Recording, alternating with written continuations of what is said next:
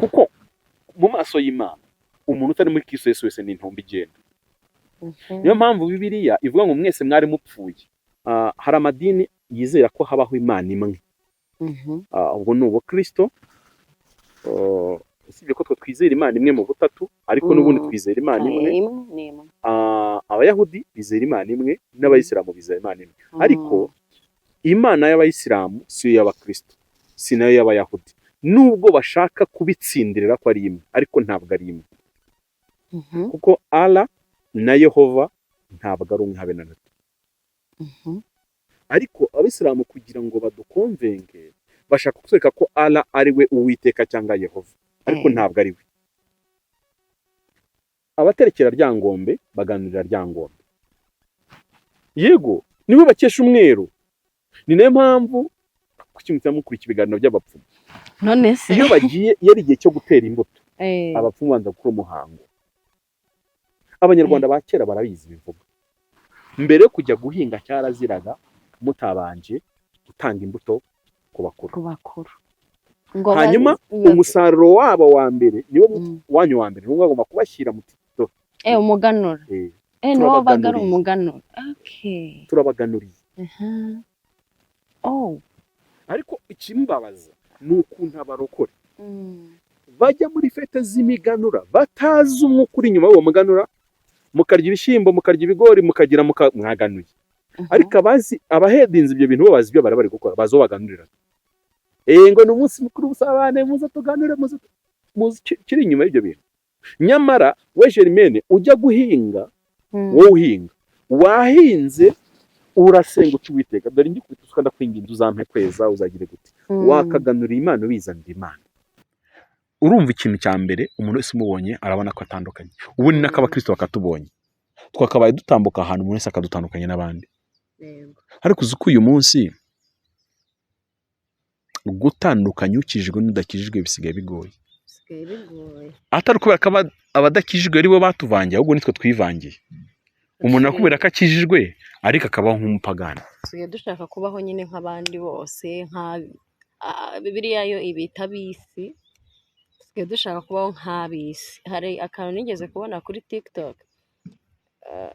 ngo ese ngo ninde wababwiye ko ngo abadeperi ngo bagomba gucupira, ngo ese ngo ninde wababwiye ko ese ninde herega gucupira n'umwanda, kandi umwanda ni icyaha. Icyo cyo tukwiye kucyemeranya. Ariko se ibintu kugira isuku n'ubwibone bihurira. Turabasuhuje, tubahaye ikaze kuri uru rubuga. Tunejejwe n'Imana mu mitima yacu kuba muri uyu mwanya. Hanyuma tugiye gutangira dusenga Imana mbere yuko twakira umutumirwa dufite uyu munsi. Twagiriwe umugisha, ndumva mufite amatsiko menshi, mwese mugira amatsiko yo kumenya ngo ese uwo mutumirwa ninde. Ndaje rero tumwakire, ariko reka dusenge kugira ngo Imana ize kubana natwe, hanyuma dukomeze. Mana nziza, Mana yera, Mana y'icyubahiro, turagushimiye muri uyu mwanya kubera yuko ineza yawe idusunika iminsi. Turagushimiye kubw'ubuzima uduha uko bwije n'uko bukeye, ukaturindira muri iyi si ishaje, ariko kandi ubugingo n'umubiri n'umwuka bikaba bizima. Icyubahiro n'ikibi cyawe. Tukweretse iyi gahunda tugiyemo mu izina rya Yesu. Twetse iki kiganiro kugira ngo ururukire kubana natwe, Mwuka wawe wera atuyobore, abe ari wowe udukoresha, kubera yuko twebwe ibyo twavuga ntabwo twamenya iby'imitima y'abantu ikennye, ariko kandi Mwuka w'Uwiteka uba muri twebwe adukoresheje, Mwami Imana, abantu benshi babasha gukira, babasha kunguka. Mu izina rya Yesu bane natwe rero, utangirane natwe, uze gusozanya natwe, dusenze twizeye mu izina rya Yesu Kristo, amen.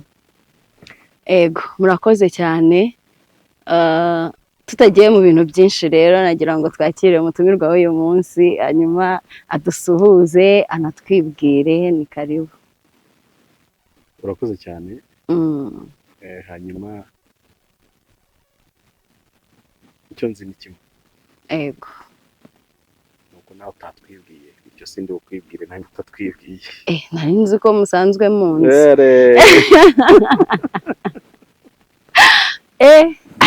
Nari nzi ko musanzwe munzi, ariko reka nivuge nta kibazo. Nitwa Muhoza Germaine. Muhoza Germaine, mama Risoni.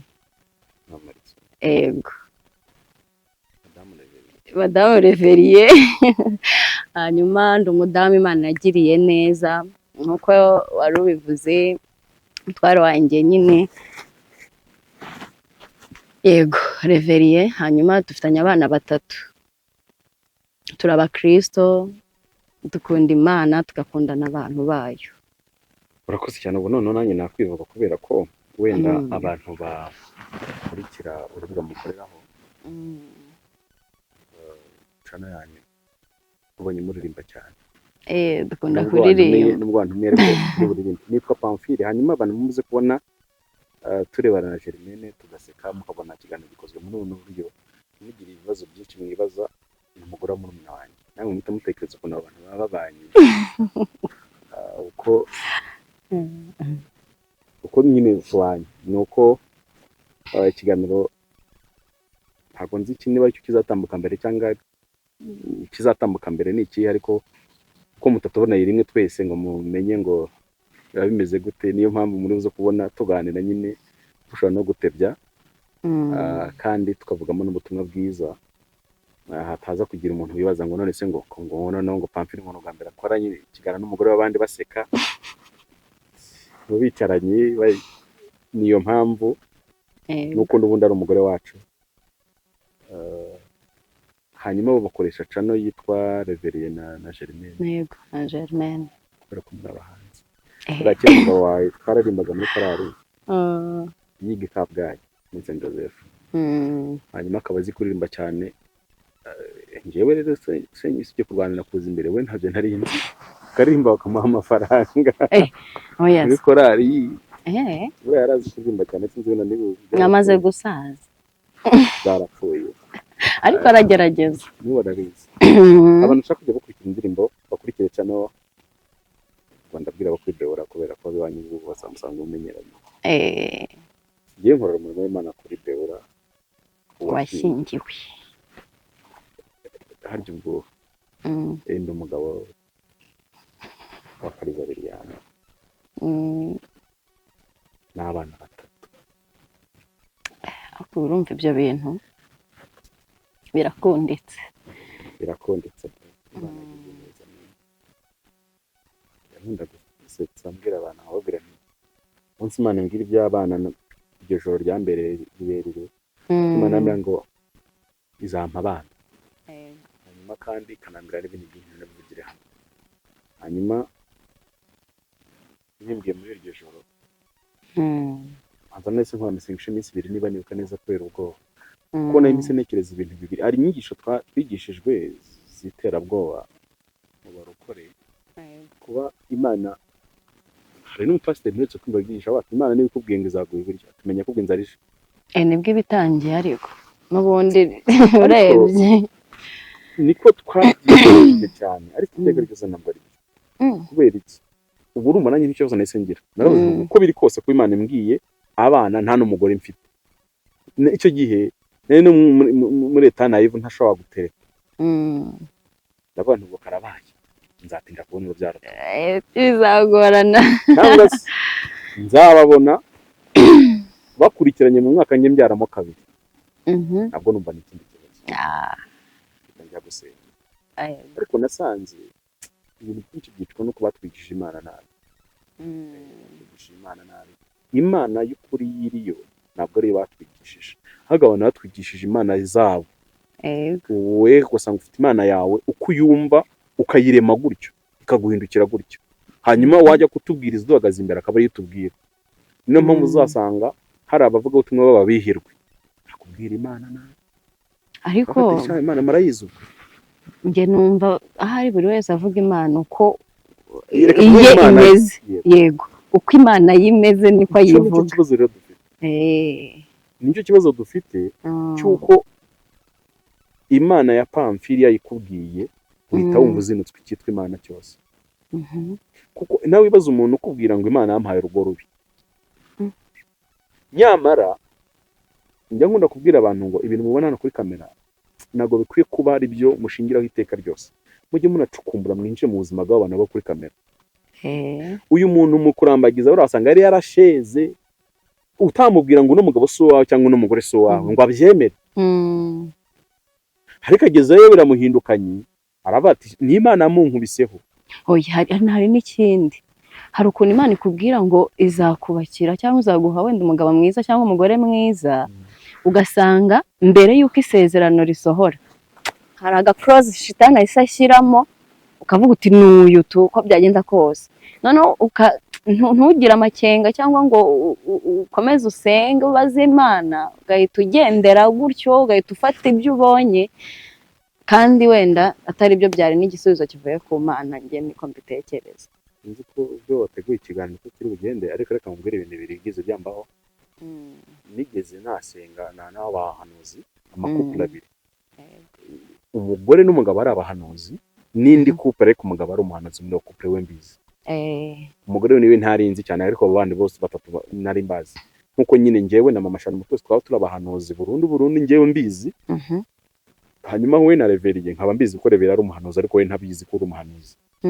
Urumva rero aba bantu ntabwo ari abantu bajya gushakana gutyo gusa, uko bikose nta muhanuzi ubaho uyiyobora, kuko nacyo kintu burya abahanuzi batandukana n'abandi bantu mu buzima busanzwe.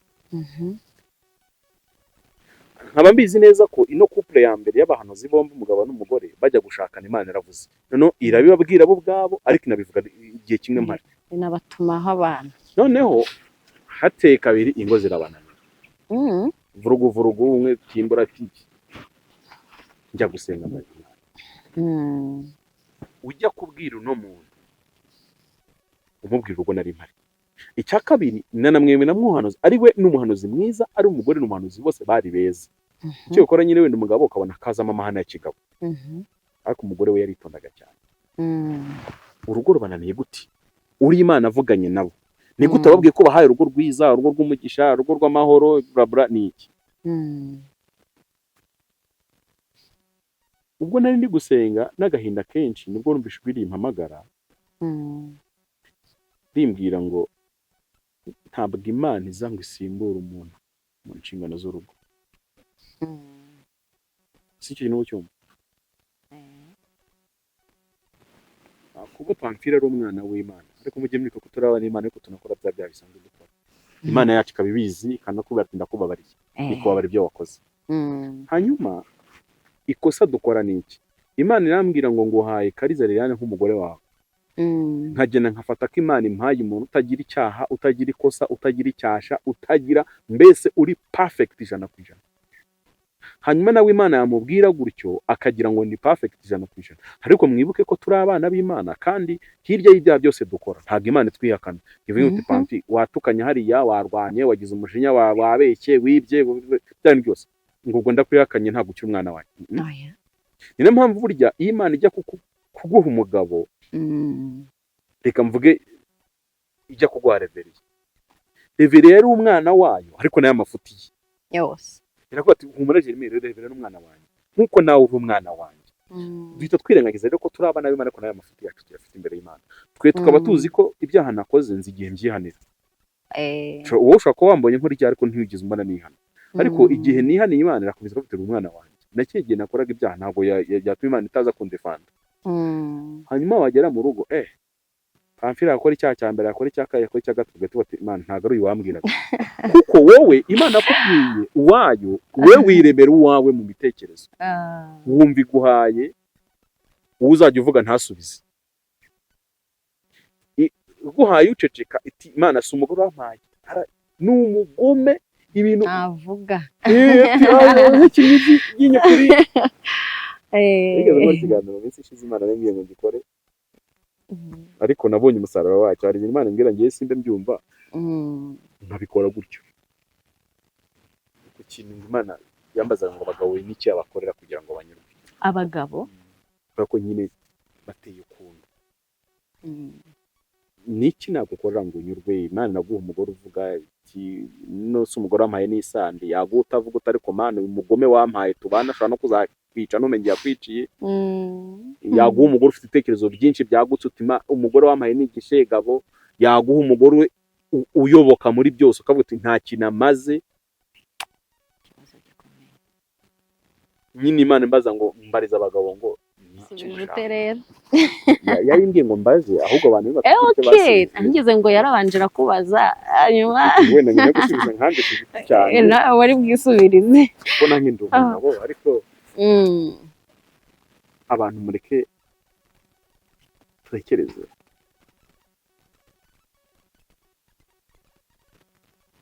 Kabiri, reka ngo umwanya wawe uyobore iki kiganiro ubu niwe wagitangiye, hanyuma uko biri kose nanjye nzabatumira mu cyanjye cy'ubutaha nzategura. Ah, dushingiye kuri ibyo ngibyo se ahubwo twari turi kuvuga imana yavuze ibi yakoze ibi kandi twigeze kuvugamo ko buri wese afite imana ye. Hanyuma mu by'ukuri mbwira, ariko atari nanjye ubwira gusa, ubwira n'abadukurikiye bose, kuri wowe imana ni nde? Okay, umbajije Imana ninde? Yego. Ariko nishaka wari kumbaza ngo Imana ni iki. Hari ibibazo bibazwa bikabazwa muri verisiyo zose kugira ngo kize kumvikana, kuko abantu abo twita abate abenshi mu barokore tuzi ko ngo ari abantu batizera Imana, ariko ntabwo ari byo, ahubwo bo bizera ko Imana itabaho, bafite ukwizera gukomeye ko nta Mana ibaho. Yego, buri wese aba afite kwizera. ikibazo cyo kwizera nicyo kintu njya nkunda kubwira abantu. isi yose domene zose zibaho ku isi zibewe no kwizera, yaba politiki, kuko njyewe ndabikubwira nk'umu theologue, ariko umuprofessional akubwira ati ibintu byose ni politiki. Burya niko bose bakubwira, kimwe nuko umunyamibare akubwira ati ibintu byose ni imibare. Ariko njyewe reka mvuge gutya, ibintu byose ni ukwizera, kuko ujya gukora ubushakashatsi wese aba afite ibimutera gutekereza ibyo bintu. Ni ukwizera kumuyobora ko nafata aya mabuye abiri akayegeranya akayakubita akayacanira akagira gute biri muze kumuridinga ku kintu runaka. Rero abantu twita abahakana Imana, abizera ko Imana itabaho, cyangwa se abatemera Imana, uko wabita kose ni umwe, nuko tubavuze mu mazina yabo atatu, ariko mu by'ukuri bizera ko Imana itabaho. Rero Imana ntibayifata nka ninde, bayifata nka niki. Hanyuma n'abafilozofe, iyo tuvuze abafilozofe mu by'ukuri ni ijambo rigari tubura uko turifata, kuko hari igihe akenshi iyo uvuze ngo abafilozofe iyo bashaka kwigaragaza nk'aho biza kuvuga ngo ni inshuti z'ubwenge cyangwa z'ubumenyi, kuko nicyo iryo jambo filozofe bivuga. Ariko mu by'ukuri iyo urebye abitwa abafilozofe ni nk'abakozi ba Satani beruye bakora muri high level. Yego, njyewe nuko nabasobanura. N'abantu biga filozofi muzabona ko filozofi ishingiye ku kwibaza ibibazo no gushaka ibisubizo. Nigeze kwigaho kantu gatoya ariko umvaga ari hatari. Icyo filozofi ikora ishingiye ku kwibaza ibibazo no gushaka ibisubizo kandi bakuwemo Imana. Oya, nta Mana ibirimo. Niyo mpamvu rero ni abakozi ba Satani bakora kuri high level. Bo ntibahakana Imana. Noneho aho bibera bibi ni uko usangamo harimo abakristo n'abatari abakristo. Habamo abo bizera ko Imana itabaho n'abizera ko Imana ibaho bakajya muri ibyo bintu, ariko nanone ugasanga ashaka kubivanga. Ari no mpamvu uzasanga hari nk'ibitabo byo muri Bibiliya leta bahindura bya filozofi, ariko mu by'ukuri atari bya filozofi, ahubwo ni ubuhanuzi ariko buri mu buryo bw'ubusizi n'ubuvanganzo. Ibyo rero bituma umuntu ashobora kubitekereza nka filozofi, ariko ubundi filozofi uyitekereje ni ikintu kiri diabolique ukuntu, kuko ni nayo mpamvu uzabona filozofi bafite ibintu bizera, bayoborwa no kwizera kunini, ndetse urebye ahanini kuruta uko abakristo tugira mu mibereho yacu ya buri munsi, ariko ukabona kuri diabolique ukuntu. Rero urumva twibaza ku Mana tugeze kuri icyo gice cya kabiri cy'abafilozofi cyangwa cya filozofi, bo bizera ko Imana ari imbaraga cyangwa se principle ukuntu, ntabwo bayizera nk'uko abizera ko Imana ibaho. muri filozofi bo bizera ko uh, imana ari nka principe. ubwo amahame runaka Yego. ari hariya Yego. bakavuga bati ubwo niyo mana yacu. Yego. Cyangwa se bakayizera mu bundi buryo bakayizera nk'imbaraga, bo bakumva ko imana ni nk'imbaraga cyangwa se nyine, ariko imbaraga iri supernatural, nyine imbaraga z'ibirenga, imbaraga zihambaye, cyangwa se bakayifata nk'amahame nyine, amaprincipe, bakavuga ati imana ni principe. Ubwo nabo abo ni uko filozofi isobanura imana. Ariko nanone twajya kubizera imana, imana ubwo abizera imana mu madini yose atandukanye, kubera ko iyo tuvuze gutyo ndaza kujya muri aya madini manini manini nk'ubukristo, isilamu, judayizme, bo bizera ko imana ari umuremyi wa byose, ariyo yaremye ibintu byose, ibyo tubona n'ibyo tutabona, ibyo tuzi n'ibyo tutazi. Iyo mvuze ngo ibyo tubona n'ibyo tutabona, mba mvuze iki? Mba mvuze ibintu byose biri ku isi, amabuye, ibiti, abantu, inyoni, ibi byose, ibi bintu tubona mu isanzure, amajupiteri, saturune, inyenyeri, ukwezi n'izuba n'ibindi byose biri aho mu isanzure, ibyo dushobora kubona turebesha amaso y'umubiri, nako aya maso y'abantu, cyangwa dukoresha ibyuma kabuhariwe, byaba ibitoya, mikorosikopi cyangwa amatelesikopi bireba kure. Ibyo byose nibyo tuvuga ngo nibyo tubona. Noneho hari n'ibyo tutabona, ibiremwa by'imyuka, abamarayika n'abadayimoni, even na satani. Ibyo byose twe twizera ko ari imana yabiremye, ni umuremyi w'ibyo bintu byose. Uko niko ayo madini manini manini agenda bisobanura. Ariko noneho hakabaho n'amadini mato mato arimo aho hagati agenda asobanura imana, bazigira nyinshi. Hakabamo imana zitanga urubyaro, nicyo cyonyine ishoboye. Hakabaho imana zitanga imvura, hakabaho imana itanga umucyo. Donc bagenda bazigira ari ukumva zo ziba imana nyinshi zitandukanye, n'izitanga abagabo ku bakobwa. Ariko no mu Rwanda zirahari. Hano hirya, hano haruguru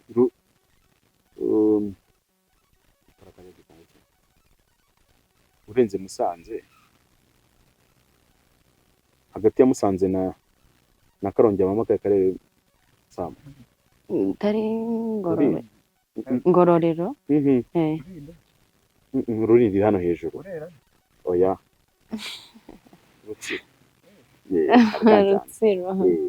Akarere ka Rutsiro habamo igiti, no mu misi ishize bakoze kaburimbo baragikatira.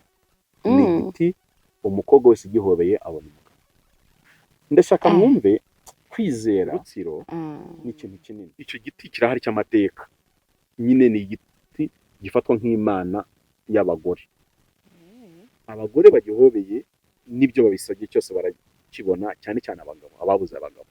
Noneho kugira ngo mve ukuntu biremereye, reba ahantu leta y'u Rwanda ivuga ngo twatanze bije tugiye gukora kaburimbo, bagera kuri icyo giti umuhanda ukakizenguruka, ntugikoreho, ukakizenguruka iburyo n'ibumoso.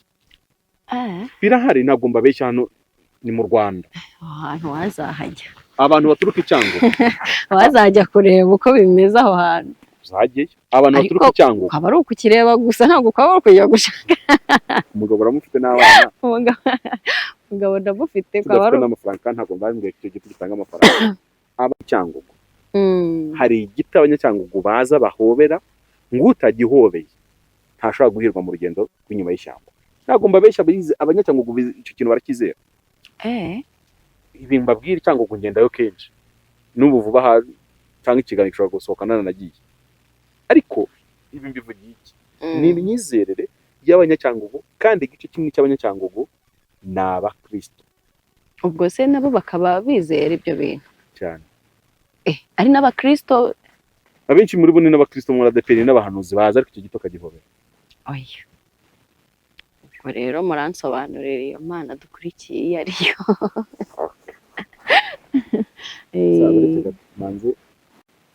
Ntabwo ari igitangaza kuba abarokore bagihobera. Kuki wumva ko bikomeye guhobera icyo giti? birakomeye kuruta gufata amazi ugashyiramo umunyu ngo ukayakaraba ukabukarabya imikoshi n'imikasiro na karande. ahubwo ubwo nari ndimo nibaza nti byaba bitaniye na kwa kundi tuba mu nsengero ariko ugasanga tujya no kuraguza Ibintu byo kuraguza kw'abarokore kanagaruka. byatangiye bikorwa mu buryo busa nk'ubutagatifu, ugasanga Pamfile araje arababwiye ati abakobwa mwese mwabuze abagabo nimuze hano, mukaza agatabwa nk'ikintu mugiye kujya gukora, cyangwa se pasiteri akaba afite amavuta basiga. Njyeweho kugira ngo ni inama nagira umuntu n'ubundi byose ibi byose ni kimwe, aho kugira ngo pasiteri azagusigara amavuta ngo kugira ngo akuderive, udashaka umupfumu n'ubundi abiguhe byose birangiye. byose ni kimwe. Ni kimwe ijana ku ijana. None Namba se n'ibyo mu bapfumu, namba n'ibyo mu bapfumu, kuko nibinapfa uzabuze aho byapfiriye kuko urabizi ko wagiye mu bapfumu.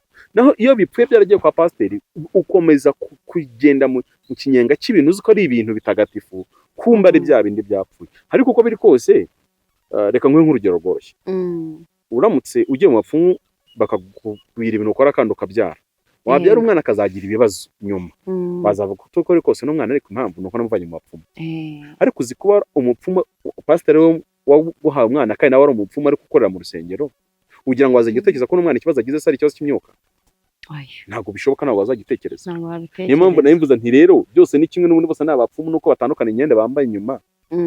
Uzajya mu bushaka ko niba usanga Yesu byarakunaniye uzajye muri ibyo. Urumva rero nari ndi kuvuga kuri icyo kintu cy'imyizerere, uko abantu bafata Imana mu buryo butandukanye. Abo bose ni abantu mu byiciro byabo uko ari bine bafatamo Imana mu buryo butandukanye, kugeza ubwo hari abahitamo kuba bafata ibuye bidasanzwe babonye ahantu bakuze baribona, cyangwa igiti cyangwa iki.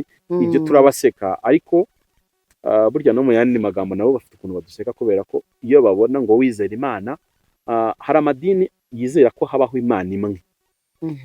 Ubwo ni ubukristo, usibye ko twe twizera Imana imwe mu butatu, ariko n'ubundi twizera Imana imwe. Abayahudi bizera Imana imwe n'abayisilamu bizera Imana imwe, ariko Imana y'abayisilamu si yo y'abakristo, si nayo y'abayahudi, nubwo bashaka kubitsindirira ko ari imwe, ariko ntabwo ari imwe. Kuko Allah na Yehova ntabwo ari umwe habe na gato. Ariko abisilamu kugira ngo badukonvenge bashaka kutwereka ko Allah ari we Uwiteka cyangwa Yehova, ariko ntabwo ari we, ku mpamvu nyinshi uko Allah yivuga. Kuko kugira ngo kugira ngo umenye reveriye, kuko uzi ko nagize uruhare mu iteretwa ryawe, nagize uruhare rwinshi mu iteretwa, wari ukeneye kumumenya ko amakuru we ayaguhaye n'abantu babanye nawe. Niyo mpamvu twaje iwanyu, namwe mukaza iwacu mutaranabana, ari kugira ngo imiryango kumenye, natwe tumenye iwanyu, tumenye ko muri abantu hagendwa, kuko abantu batabizi harambagiza imiryango cyangwa harambagizwa imiryango. Ntabwo umuntu arambagiza, ntabwo manaje yemere ngo mukunde gusa murambagize, ahubwo dukwiye kurambagiza n'imiryango. Kandi ibi ko tugiye mu kiganiro cy'abubatsi, ibi ni ikintu abantu bakwiye kwitondera, kubera ko mujye mutekereza impamvu kera mu miryango nyarwanda hari imiryango itarashyingirana. Germaine twakuzana iwacu mu muryango, tukabanza tukajya kukuraguriza, twajyayo bakatumufunga tubwira ati reka uwo mugore ni umukenya ntimumuzane azabakenya, cyangwa mwe mwajya kuraguriza umukwe mugiye kuzana iwanyu, Imana izonye zikamwanga. Kuki abantu batabyumva? Bakwiye kubyumva, ni ibintu byoroshye.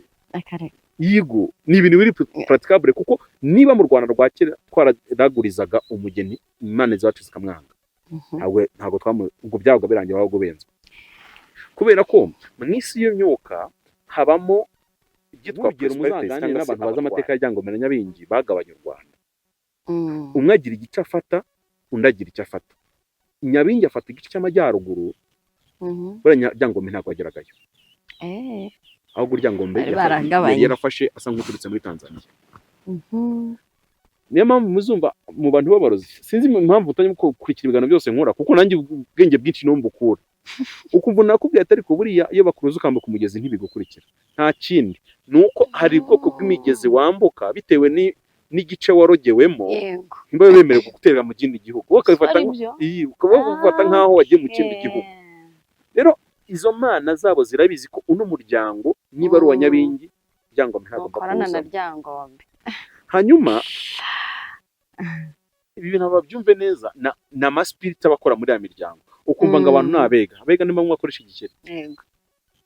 Abega. Mukatekereza ko ari ikintu cyoroshye ariko kiriya gikeri ni ikintu ni spirit ikomeye cyane mu buzima bwanyu. Ntabwo bariyo mana yabo reka nta ikibazo kugira ngo mutagira ikibazo mukazabivumbura ntabwo ibemerera nk'Imana. Ntabwo babyita Imana. Ni nk'umurinzi ni ukwiza n'ibindi ni nacyo gituma nacyo umuntu yakwibajije ni gute umurokore ajya kurongora atabajije Imana ngo amenye ngo ese Pamfili uramwemera kwaza kuko njyewe ndi uwa Yesu kuva ku mano kugeza ku musatsi nta cyanjye mfite ibisini bya Kristo. Rero nta nicyo nkwiriye gutanga tutavuganye na Yesu. Inkuru wawe ngo mwami agambo nta mu Kinyarwanda bangu wanga izazibiramo kuko bagufasha bazitwara zose nizabe barazitwara nicyo buryo baba bavuze. Iyo bagufashe wibye nk'ijana wari ufite igihumbi n'izigihumbi barazitwara. Hanyuma wowe wari uwa Yesu ugiye kuzana umukobwa wa Nyabingi gute mu buzima bwawe? Wari umukobwa wa Kristo ugiye kuzana umugabo wo kwa Ryangombe gute? Ibyo rero nibyo byakabaye biteba abakristo gusengera urugo cyane kubera ko urugo rurenze kuba umugabo n'umugore baryamana bakabyara birenze ibyo ni ibintu binini kandi biza mu myizerere. Ni nayo mpamvu nta mukristo akabushyingiranwa n'umuyisilamu ko ntiduhuje Imana. Ako kantu ko kudahuza Imana ko umva kanakaze cyane. None se cyo tumaga Imana ibuza abisire kurongora abanyamahanga kazi. None se nimurebe ishyano ryabaye Salomo arongora abagore 1000 ariko niwe wa mbere winjiza igirwamana muri Israeli. Hanyuma aka kanya mubona bisa nkaho ntacyo bitwaye. Ikintu Bibiliya ivuga iravuga ngo abagore bamuyobye umutima amaze gusaza bamutwara umutima. Nyumva neza bitangira ari ukumuvana mu nzira kuko ibyo byo mvuze ni Bibiliya bivuga ntago ari igitekerezo cyanjye. Gute Salomo byagenze bikarangira bamuyobeje umutima bikarangira umutima bawutwaye biba byagenze gute? Umva ukuntu mu gitabo cy'Abami igice cya 11 umurongo wa 4 avuga Salomo amaze gusaza abagore be bamutwara umutima ariko reka mere hejuru yari afite abagore b'imfura 700 n'ab'inshoreke 300 nuko abagore be bamuyobye umutima gusa igihumbi bitangira umutima bawuyobye. Erega ko kuyobya ntabwo ari bibi kuko ni nk'uwakubwira ngo twari tutambitse hano ariko rubundi reka tumanuke hano suje kuri musozi hariya aho kwanga turi kuzenguruka hano reka tumanuke hano. Mu by'ukuri icyo nkoze ni ukuyobya inzira ariko mu buryo bw'ubwenge no kufungura ibitekerezo kuko nta muntu ukuyobya kwereka ko ari ikintu kibi. Biravuze ngo abagore be bamuyobye umutima nicyo gitangira no kumudeviya mbese ariko kandi aravuga ngo amaze gusaza abagore bamutwara umutima agakurikira izindi mana bigatuma umutima utagitunganira Uwiteka Imana ye nk'uko wase Dawidi yari umeze. Iki rero nicyo cyatumaga Imana ibuza Abisiraheli kurongora abagore b'abanyamahanga. Nacyo kintu cyatumye mubona nko mu kibaya cy'Imowabu ngo tugeze mu gitabo cyo kubara mu gice cya 22 mubona haba icyaha gikomeye cy'uko ngo Baramu na Baraki bashaka ukuntu bavuma Abisiraheli bikanga. Noneho Baramu nk'umuntu wari umuhanuzi ukomeye uzi Imana akaba azi ibyo ikunda n'ibyo yanga aho kugira ngo hombe kuko Imana nimuhombeje ikintu gikomeye cyane please. Ntabwo nyine ntimushobora kubasha kubona agaciro k'ibintu Baramu yari ahombye kuko Baraki yari yamubwiye ngo ntushobora kuvuma bano bantu umubwira ikintu cyose ushaka. Byari mu ngano zabo mu butaka bunini muri kuri Kigali Rwanda ibibanza.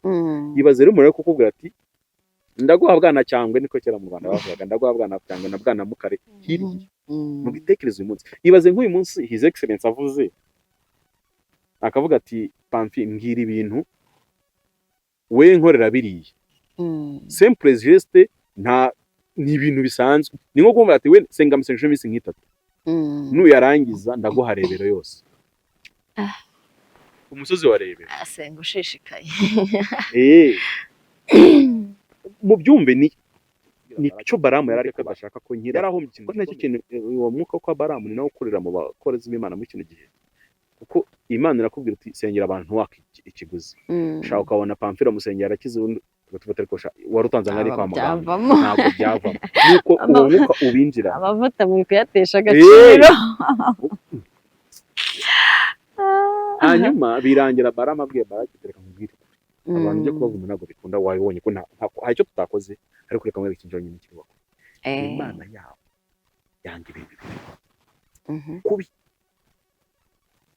yanga ubusambanyi mu moko yabwo yose kuko ubusambanyi buba mu moko abiri mu moko yo guhuza imibiri biba mu moko yo kubangikanya Imana ibyo bintu byombi Imana ibifata nk'ubusambanyi cyangwa se ibifata nko gusenga ibigirwamana nuko Imana iyo ushatse kuvuga gusenga ibigirwamana ahubwo nikavuga gusambana ibikoresha ijambo rimwe wegenda bari abatipe babo buri ko babona ni abantu bakuriye mu nk'uko babona amaze imyaka 40 bakuriye mu kirokore imyaka 40 hari ahantu babana n'Imana ibahari kuko mu mategeko y'Abisirayeli cyaraziraga ko abahungu babona abakobwa bambaye ubusa niyo mpamvu bambaraga bakikwiza cyaraziraga ni cyari icyaha batewe bateza abakobwa bambaye ubusa ahungu irari rero ko nibamara kandi koko nabonye abasore b'abarokore nibo bagirira ryinshi cyane kuruta abapagani kuko byo rishingira ku matsiko menshi bafite ibyo bintu batari bazi nesa bapagani nyine ko baba basanzwe babibona ari ibintu bisanzwe ariko umuntu w'umurokore wakuriye mu idini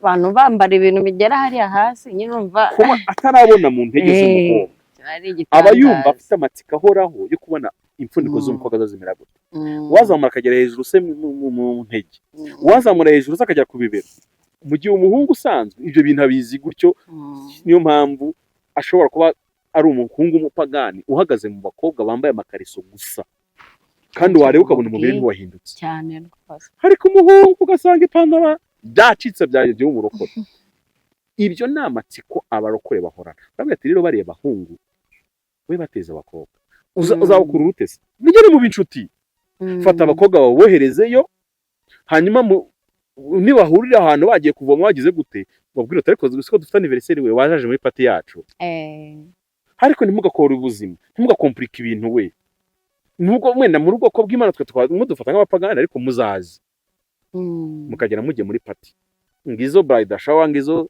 baby shower ngizo kitchen party izo nazo zibaho se kitchen party z'abamama n'ababyeyi bishyira hamwe nyine bagiye ngo gira inama umukobwa ugiye gukora ubukwe bikatana na bride shower ni abakobwa baba bagiye gusezera mugenzi wabo naho kitchen party urumvajemo ikintu cya kitchen byo kumwigisha nyine abafite inararibonye nyine ibyo bintu byose uko mu mabo wakuruye Abisirayeli baza gushiduka bageze mu birori byabo kumbi ni umutego wateguwe ibaze rero umuhungu wakuze atarabona mu gatuza k'umukobwa agasanga mu birori barimo naba masutiye n'amakariso gusa byonyine wanywa se ureba aho se watokesha reka nuko byarangiye barasambana bari inyama z'intonorano inyama z'intonorano ni inyama zaterekesherejwe ibigirwamana kandi babwiza ukuri Imana ntibyemera musome mu rwandiko Yohana yandikiye rimwe muri aya matorero 7 yaravuze ngo ufite n'abamuhanuzikazi bitwa Yezebeli ushuka abantu banye ngo barya inyama z'intonorano ibi woro ubona barokore mu mapate y'Abayisilamu bariye bahaze ngo bagiye kurya umuceri zadukoraho niba dufite abapfumu 2 bakomeye mu Rwanda babihagararira bakavuga twe turabapfumu Rutanga rw'amaboko na Sarongo nuko Sarongo afunze niba uri umukristo ukaba utajya kwa Rutanga yakoresha ya mihango yaho ngurye nta nugukwe kujya mu Bayisilamu ngurye ubwo ni ukubera ko Imana atari zimwe kuko bo babitekereye Allah kandi Allah ntago ari wowe witeka babitura Muhammad kuko ntibabigwa batabisengeye sinzi ko babyitubwa muri bimwe byabo by'icyarabu ariko bikose nk'uko tujye dusengera nabo barabisengera dusengera ibyo kugira ngo tumurikire Imana tuyishimiye ko ariyo tukesha ibiryo tunabisabe noneho ibigeze kuki byeza nuko byari bumanye hanyuma uragiye kwirayidi urariye uratamiye uragaruka mu rusengero nanone ukomeze uhanure. ubwo Nuko byagenze siho abarokore benshi dutakariza imbaraga. noneho ikibi cy'ibyo bintu niba Imana nakubwiye ko itemera ko mujye mwibaza impamvu Daniyeli n'abana batipe batatu banze kurya ibiryo by'umwana. Ntabwo ari uko byaba bitetse nabi, ni ikibazo cy'uko bibanza bigaterekera, nta kindi. Niyo mpamvu Guterekera se ni iki? Reka nguhe urugero rworoshye. Mu kwa munani tugira umunsi w'umuganura mu Rwanda, kandi umuganura nimusoma muri Bibiliya muzawusangamo. Abanyarwanda baganurira iki? Abaterekera Ryangombe baganurira Ryangombe, yego niwe bakesha umweru. Ni nayo mpamvu kuki mukurikira ibiganiro by'abapfumu, none se iyo bagiye yari igihe cyo gutera imbuto abapfumu banza gukora umuhango. Abanyarwanda ba kera barabizi bivuga, mbere yo kujya guhinga cyaraziraga mutabanje gutanga imbuto ku bakuru. Hanyuma umusaruro wabo wa mbere niwo wanyu wa mbere bagomba kubashyira mu tito umuganura niwo bagara umuganura. Turabaganuriye. Ariko ikimbabaza ni ukuntu abarokore bajya muri fete z'imiganura batazi umwuka uri inyuma y'uwo muganura, mukarya ibishyimbo mukarya ibigori mukagira mwaganuye. Ariko abahedinze ibyo bintu bo bazi ibyo bari gukora, bazi uwo baganurira. Ngo ni umunsi mukuru w'ubusabane, muze tuganure, muze kiri inyuma y'ibyo bintu. Nyamara we Germaine ujya guhinga, wowe uhinga wahinze urasenga uca Uwiteka, dore ngi kubita ukanda kwinginda uzampe kweza uzagire gute. Wakaganurira Imana ubizanira Imana, kuko niyo wasenze. Ariko Pampira avuze ati ni umunsi w'umuganura muze mwese dushyire, kuko erega Abanyarwanda bari ibyo bintu bari babizi. Niyo mpamvu uyu munsi bigikomeye, kandi muzareba ahantu bikomera cyane n'abantu bafite aho bahurira n'ubupfumu. Nibo ba mbere bakomplika ibyo by'imiganuro, barabizi neza ko Sebuja Cleming aravuga ati ko mutatubwira abantu twahaye ubutunzi ko bataza kutuganurira. Uyu munsi umuganura tushobora kutugihinga ubutaka dusiga duhinga mu mutwe. Saleri ya mbere ni umuganura. Ni ibintu biri aho ngaho, ariko nyine kuko hinjije kutita ku myizerere ngo umenye Imana usenga iyo ariyo, nibyo bituma abantu bose babaho mu buzima bwo kuramya ibigirwamana, bakabaho baterekera ariko bakabeshya ngo buzuye umwuka wera. Nakoze ikiganiro cyo nivuga ku kuntu Rutanga yitwa Modeste, yari umuvugabutumwa ukomeye. Uyu munsi asiga ko ati icyo gihe avuga ko ari umwuka wera yuzuye, uyu munsi aravuga ati ni umuzimu wa sogokuru ndimo. Ibyo bintu kubihuza bikagucanga. Bigenda gute? Byatangiye gake gake abantu bagenda bazirura ibintu, binjirwamo n'imyuka y'ubuyobe gake gake, birangira gutyo. Rero Imana, kugira ngo Imana tuyimenye uyu munsi bidusaba ibintu nibuze 4. Ikintu cya mbere ni ukumenya uko yo ubwayo yivuga, kuko nicyo tanye nk'ubwo twakuzanye mu muryango kugira ngo utumenye. Hari amakuru y'ibanze wari ufite kuri Reveriye uko mwahuye, hari nayo watubazaga nk'abantu be ba hafi, ariko urashyira uragenda ujya mu muryango. Ubwo nibwo wari uri kugenda umenya umugabo wawe. Ibindi uzabimenya ni mu bana, ariko hari amakuru y'ibanze wari ukwiye kubimenyaho. Kuko nk'iyo cyagiye cyo kukubeta ariko buriya Reveriye ni umwana mwiza, ariko twagiye tubura afite ibintu runaka, hari impamvu wari kumva ushingira mutare ujye kubana cyane. Noneho kugira ngo umenye Imana nuko umenye uko yo yivuze. Yo ubwayo rero yaratwibwiye. Niyo mpamvu mu Kinyarwanda intore zose zagiraga ibyivugo. Sinzi niba abantu bajya babyitaho. Ubundi nta munyarwanda akaba utagira ikivugo. Kuko none se ntitwatojwe ntituri intore, we ntiwabaye intore, ubu ufite ya certificate, ugiye ikivugo se? Ashwi nabi nawe uragira certificate. Aze ngo intore go. Intore ni nifite ibivuga. None se byayo niba uzumva ngo abantu bivugaga niba ari umuhanga mu kurasa, akakubwira ukuntu agiye ku rugamba akica abantu, akaraze icumu rimwe akabarambika. Ushobora gusanga umuntu ari umuhanga mu guhinga cyangwa akivuga ati njyewe ndi intore Pampiri, iyo ngeze mu bishanga amazi yose ahita yigira ukwaya, kandi icyo ni ikivugo cy'ubutore. Imana rero nayo ijya irivuga, yivuga gutyo, yivuga ibigwi. Ivugana na Aburahamu yaramubwiye ngo ndi Uwiteka. Uzi icyo bisobanuye? Biravuze singira itangiriro n'iherezo, nyine ihoraho, ntabwo ifite itangiriro ry'ibihe n'iherezo ryabyo. Nicyo Uwiteka bivuze. Twagenda tuvuga amazina yayo menshi, ariko urugero ijya kuvugana na Mose mu Kuva mu gice cya 3, iramubwira ngo njya kuvugana na Aburahamu na Isaka na Yakobo, navuye ngo ndi Uwiteka. Mbabwira ko ndi Imana ishobora byose, kuko mu byo bari bayikeneyeho hari ibintu byinshi bari bakeneye. Aburahamu nta rubyaro yari afite, kandi yari musabye kuva iwabo akajya gutangira ubuzima nta kintu ajyanye kidasanzwe. Imwiyereka nk'ishobora byose, kuko Aburahamu yarakize ibiti by'umuntu yatekereza, kandi Imana imuha urubyaro nk'uko abisezeranye. Yagomba urumva mu byo imwibwi mu kivugo yivuze kuri we icyo bisobanuye. Gira Mose noneho bo nababwiye gutyo, bazi ko ndi Uwiteka, ndi Imana ishobora byose, ariko mva we nkubwira ikindi undi ndiwe, donc nkwibwire mu bundi buryo. Ndiho bivuze ngo ndiho ku bwanjye. Iriya rivuga ngo I am mu Cyongereza, ndiho biravuze ngo Jeremy, wowe ntabwo wavuga ngo ndiho, ahubwo ubeshejweho n'ababyeyi bakuzanye mu isi.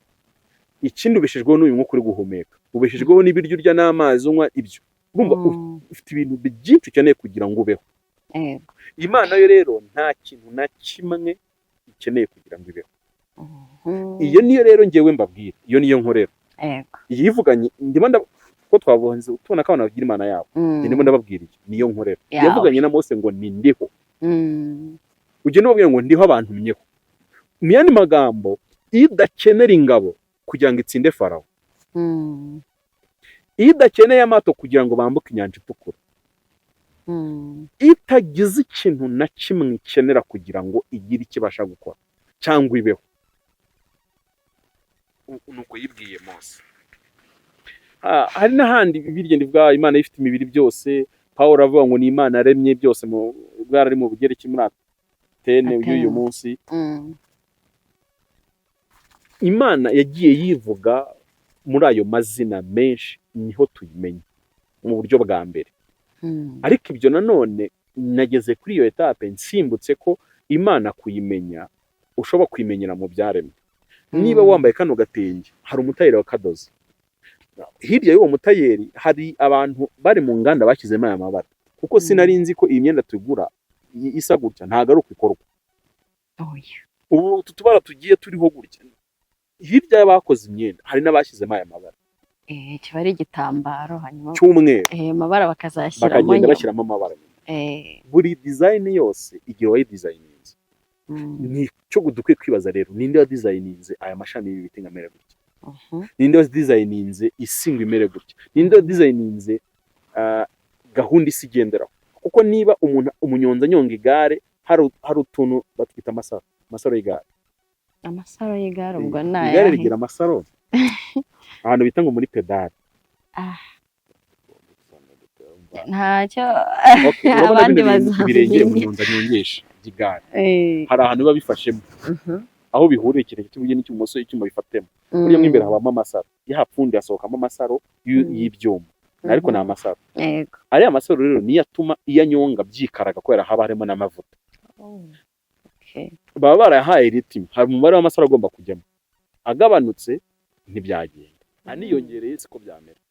Niyo mpamvu amagare y'abanyonzi atandukanye n'amagare y'abakora amasiganwa.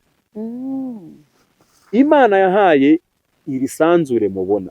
Twebwe abanyarwanda ko tutabona gahunda y'isanzure. Isanzure rimeze nkaho ntacyo dutumariye mu mvugo y'abantu batize. Nta kintu isanzure dutumariye. Ariko ndashaka kubwira abantu ko isanzure niryo rituma iki kiganiro kiri kugeraho. Kuko niryo rituma ibi biganiro tubikora tukabyaploadinga bigakwira. Ni ukubera uko isanzure riteye. Amasatelite arimo ayaba y'Imana n'ay'abantu.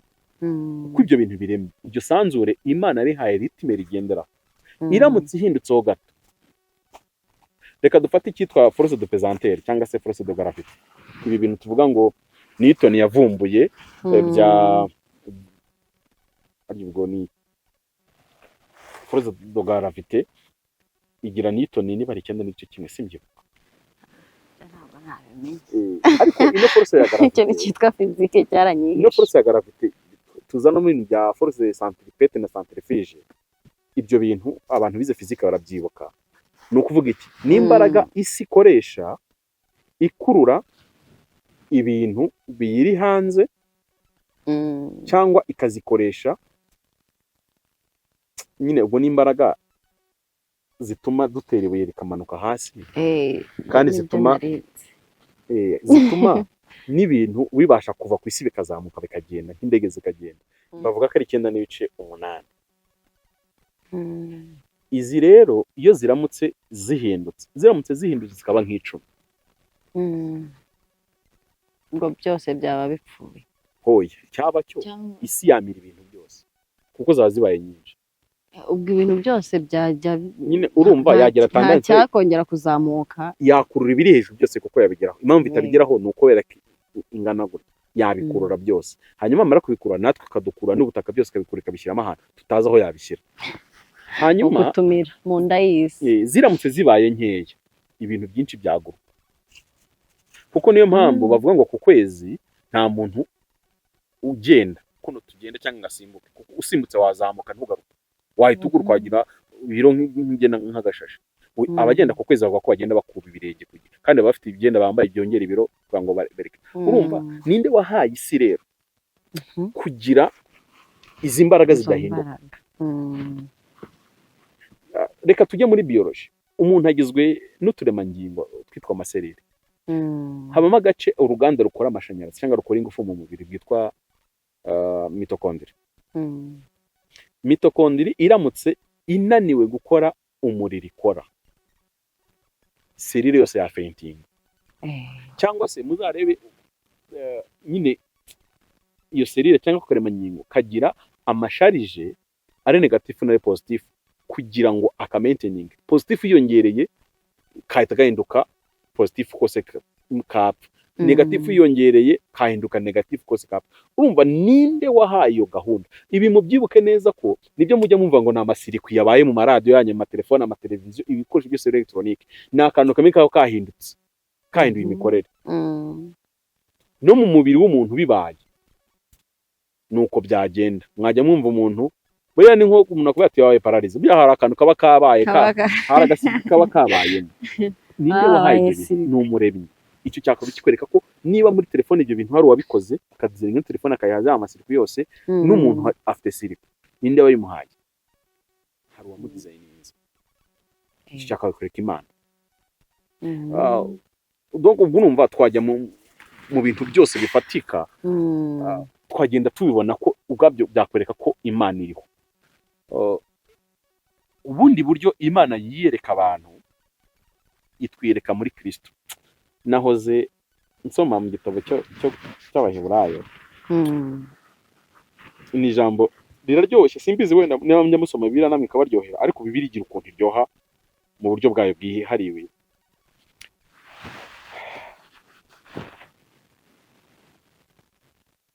Mu Baheburayo igice cya mbere mwumve, reka mbere ku murongo wa mbere, ntabwo nsoma myinshi cyane. Kera Imana avugana abasogokuruza mu kanwa k'abahanuzi mu bihe byinshi no mu buryo bwinshi.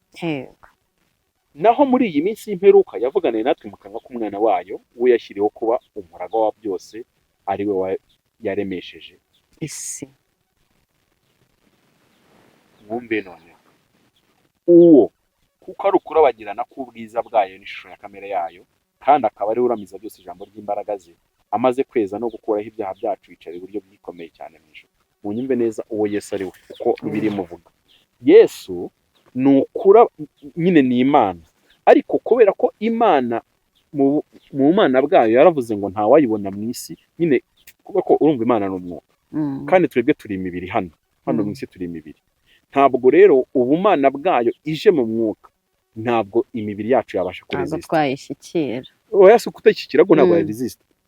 Reka ngo urugero rworoshye kandi ubyumve. Bavuga ko isi iramutse yigiye imbere gatoya isatira izuba, byayitwika ku buryo iyenga. Ibi munjya mwumva birivuga ngo isi zayenga. Isi yashya, hari ubwoko, hari ingano y'umuriro. isi wakegera isi igashya ikayenga nk'uko mufata agashashi mukagatwika mu gihe cyangwa akabuji.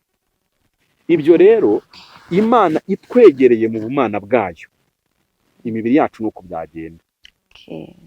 Hanyuma yahisemo kutwegera muri Kristo Yesu. Niyo mpamvu Yesu yitwa Emmanuel, bivuga ngo Imana mu bantu, Imana yaje muri twebwe. Umva uko rero bivuze ngo ni ukurabagirana k'ubwiza bwayo n'ishusho kamere yayo. Abantu batumva ubumana bwa Kristo icyo bivuze n'uyu. Hanyuma niba ushaka kubona Imana rero ibona muri Kristo. Yego. Ujya muri Kristo uko Yesu yavugwaga. Yesu abanza ahanurwa bwa mbere muri Bibiliya mu Itangiriro igice cya 3:15, aho Imana imutanga nk'isezerano ry'uzacungura abantu bishyize mu bubata bwa Satani. N'ahandi henshi ushobora ya bitambo byakoragaho ibyaha n'ibindi byinshi. Urumva rero ubundi buryo Imana itwiyerekamo yatweretse muri Kristo Yesu. Niyo shusho y'Imana yuzuye. Uburyo bwa gatatu Imana yerekamo abantu ari nabwo nahereyeho, ariko nkabuvugaho igice nabwinjiyemo ni muri Bibiliya. Bibiliya ni ijambo ry'Imana, ntabwo ari igifata cy'amateka. Yego. Mbibutse ko iki kiganiro si ijambo ryanjye kuko harimo n'amagambo ya Jeremene. Sinzi icyo mvuze niba cyumvikanye. Iki kiganiro ndi gukora si ijambo ryanjye, ni ijyanye na Jeremene. Bibiliya rero ni ijambo ry'Imana, Imana ihamya ko ari ijambo ryayo. Nyamara iki kiganiro ni umutungo wa Samu kuko niwe uri ku kamera. Kuba Samu ari ku kamera ariko ijambo ryo ni iryanjye.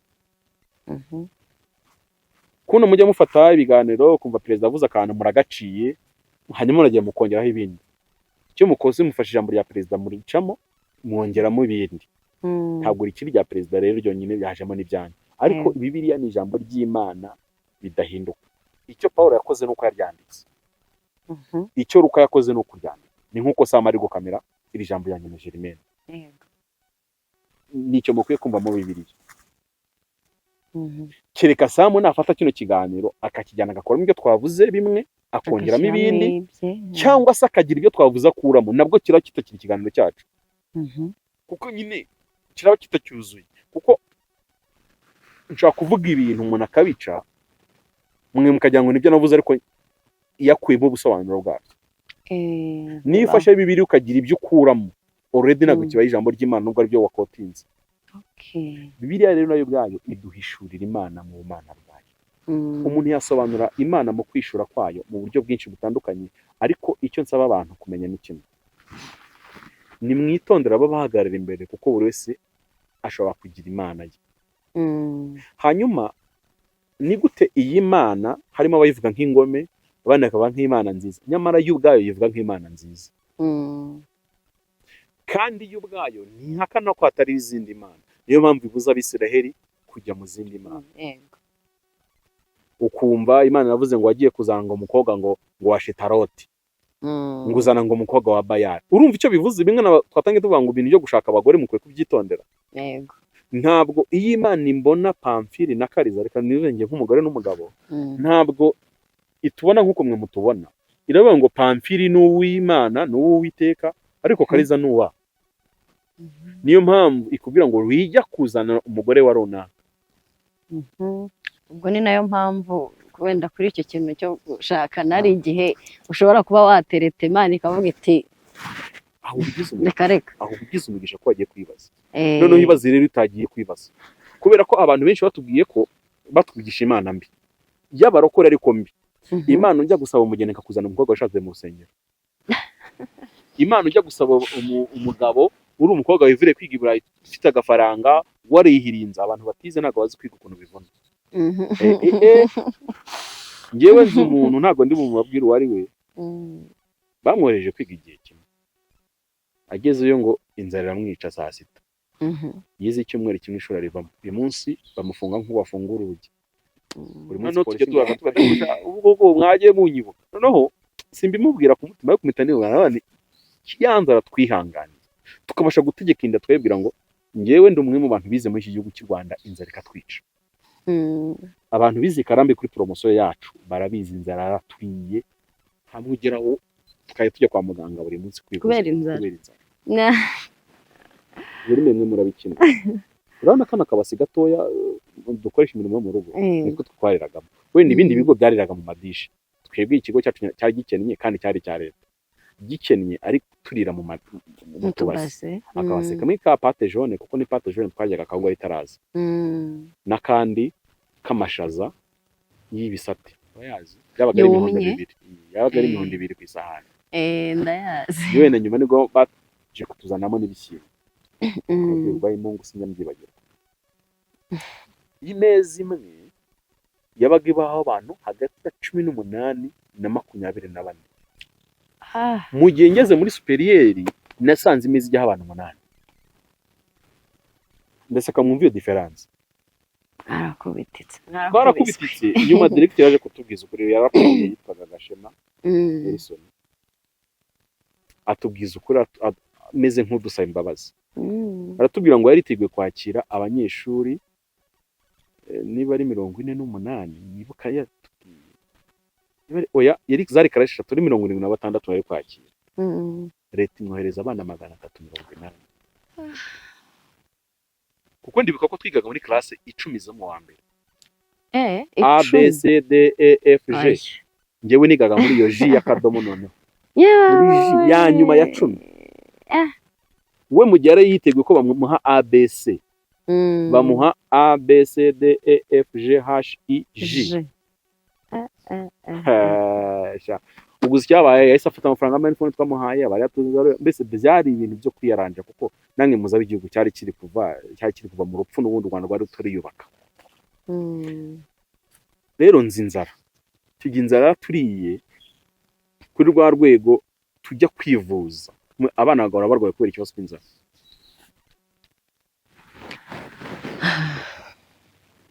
Uyu munsi ntabwo upfa kubwira abantu inzara ku ishuri zaraturiye bakagira ngo nimbivugiye uwo mwana we yagiye ibintu byaranakemutse ko nyina ari muri superieur yose ndimo ndangiza. Araba ati ujya kwiga hariya noneho we ni na hafi ushaka kuza gitaha iwanyu ukashaka. Araba ngo kuva mu gitondo saa 2 imbere ya mwarimu ko yasanze baba yapfuye kubera inzara. Kugera saa 6 gusa. Saa 6 bakajya kurya iwabo. None ntari buryo nibyo kwishyura, ntari buryo byo kwishyura n'ibyo bike. Ari buryo iwabo kandi wabo nta inzara bivuze. Arivamo ndashaka kubwira abantu cost.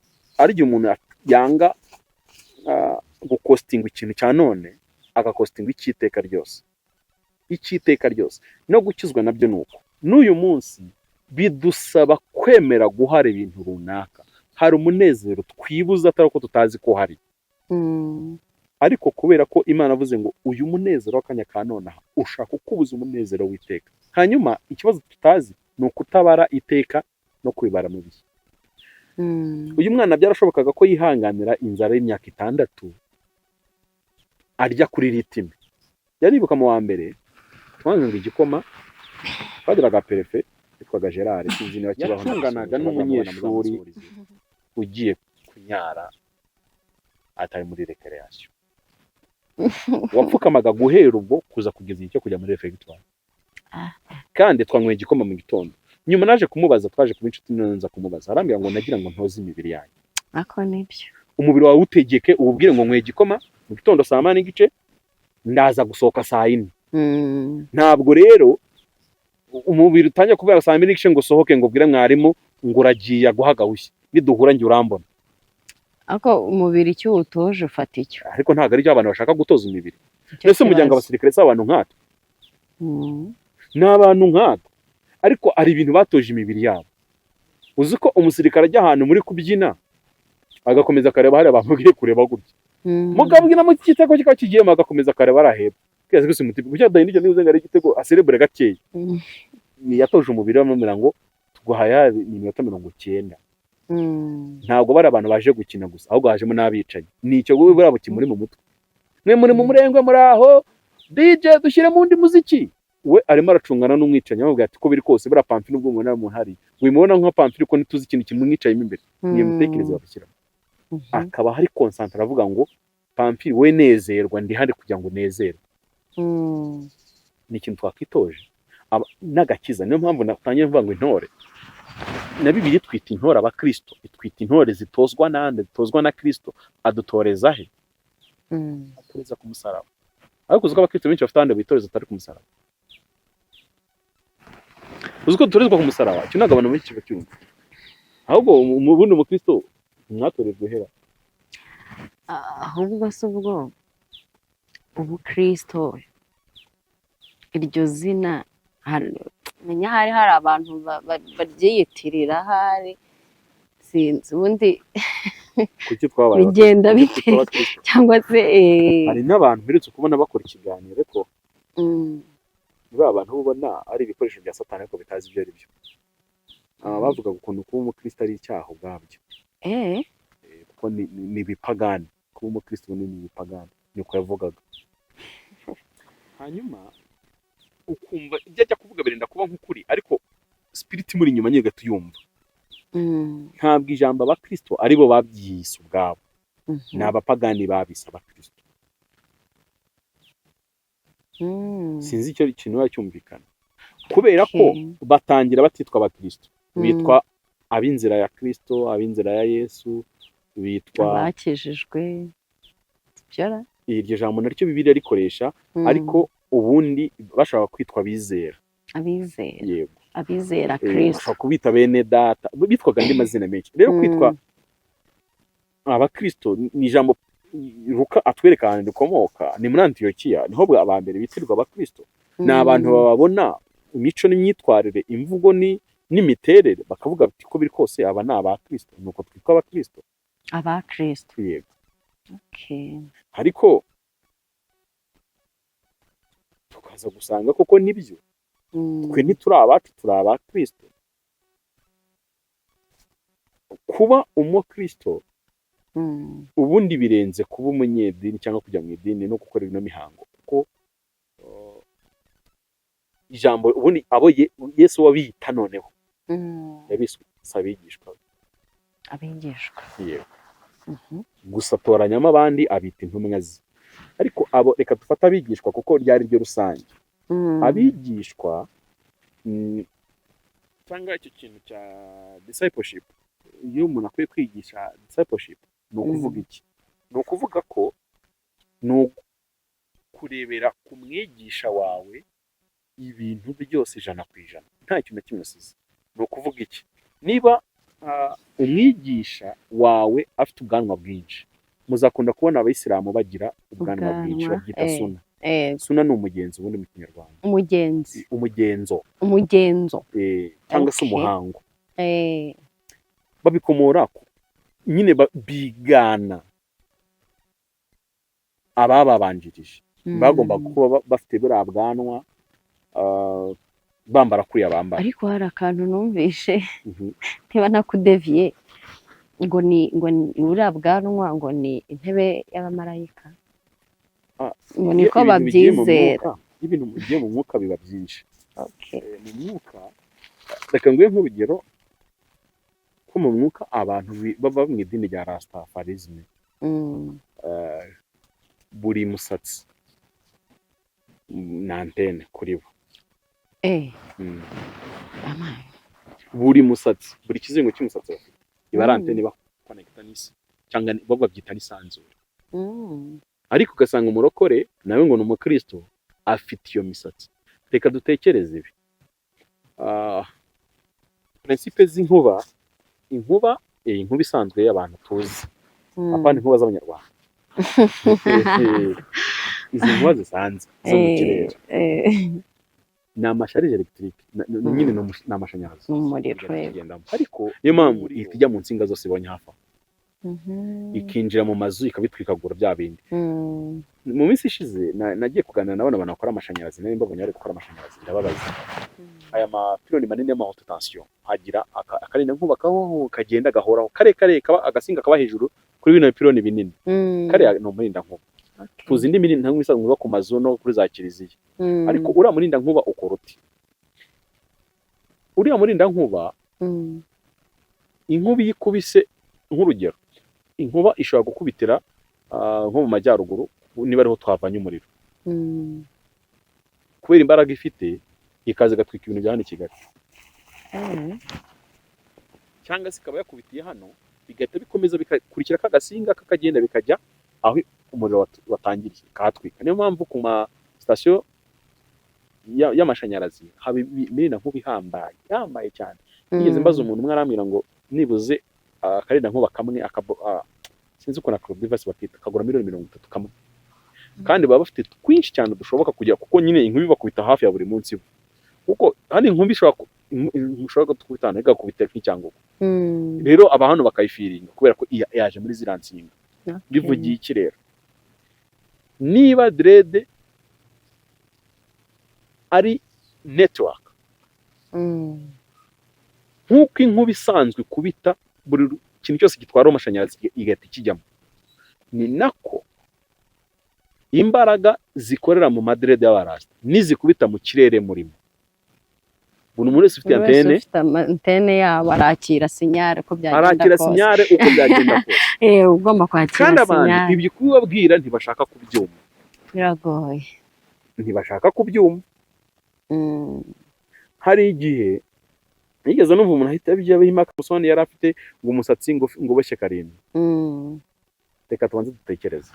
Samusoni yari ni umunaziri kuva mu kuvuka, kandi ubunaziri bwabo ikimenyetso cy'ubunaziri wari umusatsi.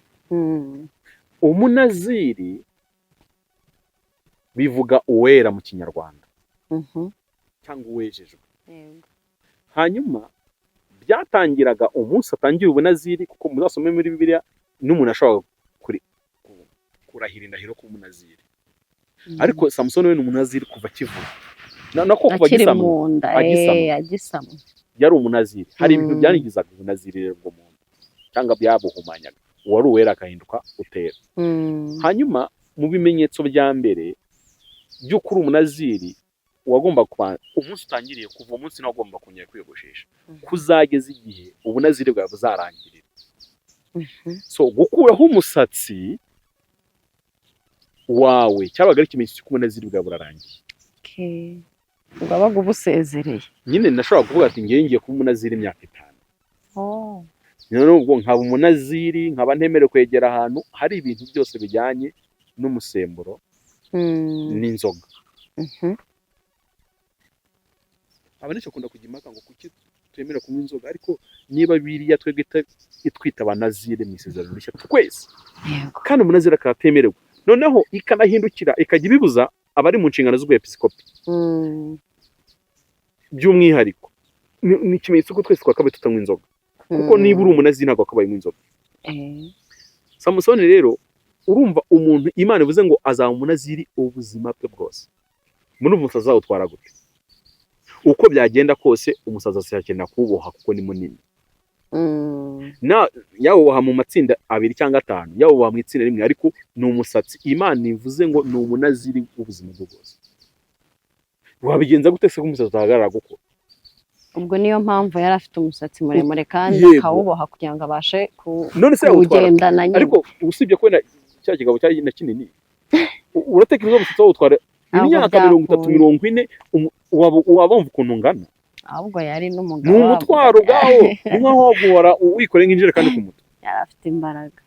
Ibyo rero urumva Satani ashaka guteza intege nke, ntabura factor guha. Waya ngo Samusoni se ko yari afite ngo amadrede 7. Ugira ngo Samusoni afite amadrede 7 nk'ayanyu? Namwe murebe Samusoni muvuga yari umugabo urengeje imyaka muri za 30-40. Kuva yavuka yari ataragusha na rimwe. Urumva afite umusatsi ungana gute ko? Ngo gasa ngo murumva ngo Imana yaba arinjije gute ngo ikabarera yamwemereye ngo ngawukoresha. Aho bihuriye. Kuko muzi ko ibintu byose by'indahiro bigira ikimenyetso. Abantu muzi ko bahahiraga bakanywana, umuntu akikata akavuga ati iki ni igihango. No kurahira ubunaziri cyari ikibazo cy'umusatsi. Hanyuma mwumve rero uko byagendaga. Akuzumba isome kwa ngo mubyumve. Y'umunaziri yicaga indahiro y'ubunaziri. Nk'urugero akaba narahize indahiro y'ubunaziri, noneho nk'abandi ngewe ubupamfiri ndi umunaziri kugeza mu gitabo cyo kubara igice cya 6. Reka mbisome kwa ngo mubyumve. Murongo wa 1 w'Iteka abwira Mose ati bwira Abisirayeli umugabo cyangwa umugore niyirobanurisha mu bandi guhiga umuhigo wo kuba umunaziri ngo yereze Uwiteka. Yitandukanye na vino n'ibisindisha bindi, ntakanywe umushare wa vino. Ibi byabarokore mujya mwumva Imana yihanisha abantu ngo ibigage, ngo si inzoga ngo n'imisembe bya bintu byose. Agiye kuvuga imisembe imitobe ihiye. Mwumve neza ishusho y'ubukristo cyari cyo. Kuko ubukristo turavuga ngo murabera mumbera nkuko nanjye nduwera nandi magambo meze gutyo. Ngiko ko Bibiliya ntigivuga wera nk'umuntu, ivuga wera nk'Imana gusa. Niyo hantu Bibiliya ivuguruza ibintu abakatolika bagira byitwa abatagatifu. Nta mutagatifu ubaho muri Bibiliya, nta mutagatifu, nta wera ubaho mu bantu, ahubwo twese iyo duteranyije niko twitwa abera. Kuko iyo duteranyije nibwo tubyara umubiri umwe, ariryo torero rya Kristo. Rero hari ibintu by'ubuyobe mwaragiye mubamo, ariko Bibiliya ubundi ikosora, ariko nuko abantu badashaka kwisoma. Niyo nkunda kubwira abantu, n'ubu dukurikiye utasomye Bibiliya wakaba utarya. Kuko kurya utasomye Bibiliya egare kuri kunaniza ubugingo, ukabyibushya umubiri. Uyu muntu rero nitoranyiriza kuvuga ngo ngiye kuba uwera w'Imana, ngiye kwiyegura Imana mu wera. Kandi nibyo abarokore turahirira. Iyo tuvuze ngo turakijije, tuba twiyeguriye Imana tugiye kuba abera. Umva icyo Bibiliya yasabaga. Ishusho ya mbere, icyo bintu bitarasobanuka neza, image baba bafite iri pratique yo mu mubiri, mwumva iyo ariyo yitandukanye na vino n'ibisindisha bindi. Ntakanywe umushari wa vino cyangwa ibisindisha kindi, ntakanywe ibyo kunywa by'uburyo bwose bwaturutse ku muzabibu, ntakanywe inzabibu mbisi cyangwa zumye. Mbibutse ko inzabibu ni rwo rutoki bwabo. Nimujya mwumva Imana ivuze Bibiliya ivuze ngo urutoki rwanjye Isiraheli, urutoki ntabwo bari bazi insina. Iyo ivuze urutoki ivuze umuzabibu. Twebwe mu Rwanda ivuze urutoki twumva insina. Ni ikibazo cy'imico y'ahantu. Kuko intoki nizo dukuramo inzoga n'ibindi. Nabo rero inzabibu nibo bakoraga izo nzoga. Inzabibu mu Rwanda n'abandi babo n'inzabibu zaje kunywa inzoga. Inzabibu mbisi cyangwa zumye. Mu minsi yose y'ubunaziri bwe ntakarya ikintu cyose cyavuye mu nzabibu, naho kaba kabuto k'imbere y'inzabibu cyangwa igishishwa cyayo. Mu minsi yose y'umuhigo w'ubunaziri bwe icyuma cyogosha kikagere ku mutwe we. Iminsi yo kwera k'Uwiteka kwe itarashira, abe uwera, areke umusatsi we uhirimbire. Mu minsi yose yo kwera k'Uwiteka kwe ntakegere intumbi. Ibi bintu byo kwegera intumbi ntabwo nashaka kubyumva, ariko si intumbi ya Pamfili wapfuye, ahubwo Pamfili wapfuye mu mwuka n'Imana ibivuga. Nigeze njya gusenga muri rutare rw'ibwira mvura, abantu bajya mwumva hari i Kigali hirya mu Gasyata. Ndi gusenga Imana arambwira ngo iyo mbona umurokore, hari ibintu nyine mujye mwihangana ivuga Imana n'abantu bayo bafite ukuntu tuvugana. Uko mujya mubona umugabo ariko yitakoresanya simbizi, umugabo ari gukorakora umugore w'abandi cyangwa umugore w'abandi ari gukorakora umugabo, bino by'ubusambanyi ukuntu abagabo basigaye ugita gute, ni nka karesi. Yego ni uguheheta ibintu biranga. Imana namye ngo uburyo ibibona umuntu w'umukristo ari kubikora, ni nk'uko wagafashe umuntu muzima ari kubikorera intumbi. Intumbi zagendaga, hanyuma iyo mugeze muri Kristo Yesu muba bazima. Ntago Imana ikibabona nk'intumbi, itangira kubona noneho nk'abantu bazima. Noneho ibaze iyo Pamfili ndi kwikuba mu ntumbi, nuko Imana ibibona. Niyo mpamvu ibwiye umunaziri ngo ntakegere intumbi. Ntabwo cyari question yuko ari intumbi y'intumbi, kuri bo yari intumbi, ariko muri twe ko turanazirimo mu buryo bw'umwuka, n'intumbi tubwira nizo mu mwuka, ntago ari zo mu mubiri. Umva ikindi, niyo mpamvu abantu bakwiye kwitondera inshuti bagira. Mwuka byaramwe, inshuti ni ikintu Imana ikostinga mu rwego ruhambaye. Niyo mpamvu ukwiye kwibaza inshuti yawe niba ari inshuti y'Imana. Kandi Imana ikuba ifite igipfa n'umuntu, mukwiye kutaba inshuti byiteka, kuko umunsi yaza akakubita izakubita byombi. Aravuga ngo ntakihumanisha urupfu rwa se cyangwa rwa nyina cyangwa rwa mwene mwese cyangwa rwa mushiki we, kuko yiyereje Imana kwera, kuko kwiyereza Imana kwe kuri ku mutwe. Mu minsi y'ubunaziri bwe yose ahore ari uwerejwe Uwiteka, kandi ntagira umuntu upfa akanuka ari iruhande rwe akanduza kwera kwe. Aziyogosheshe ku munsi wo guhumanuka kwe, umunsi wa karindwi aba ariho yiyogoshesha.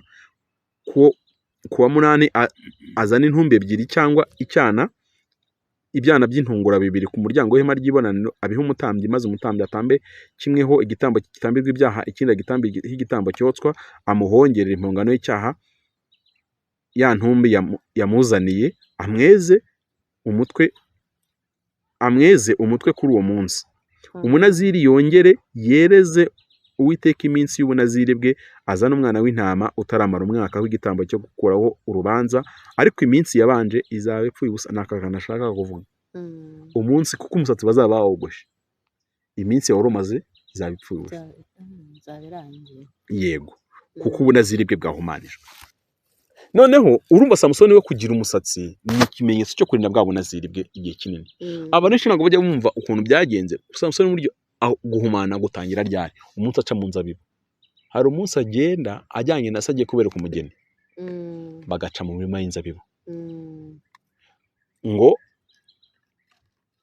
naho hano yari ahaciye arahaca akaza kwicira intare, nyuma iyo ntare ikazazamo inzuki zikabamo ubuki.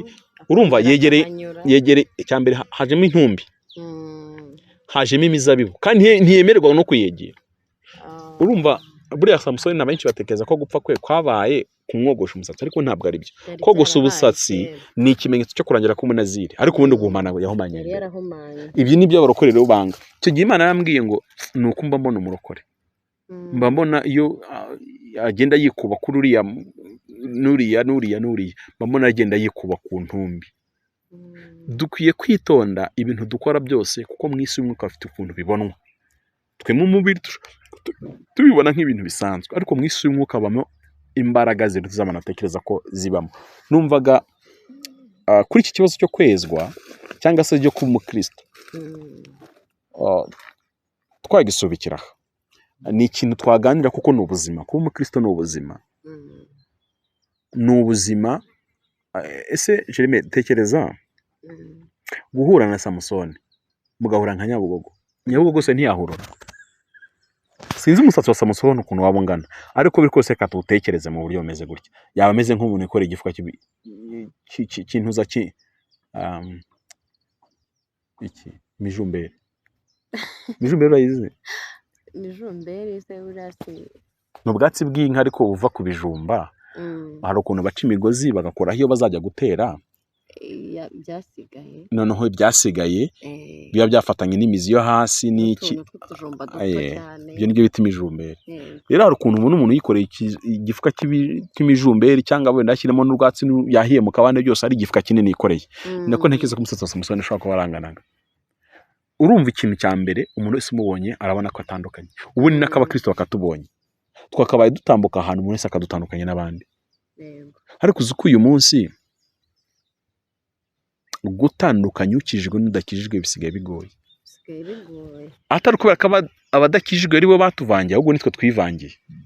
Umuntu akubera ko akijijwe ariko akabaho nk'umupagani. Tugiye dushaka kubaho nyine nk'abandi bose, nka Bibiliya yo ibita ab'isi, tugiye dushaka kubaho nk'ab'isi. Hari akantu nigeze kubona kuri TikTok, ngo ese ngo ninde wababwiye ko ngo abadeperi ngo bagomba gucupira? Ngo ese ngo ninde wababwiye ko ese ninde?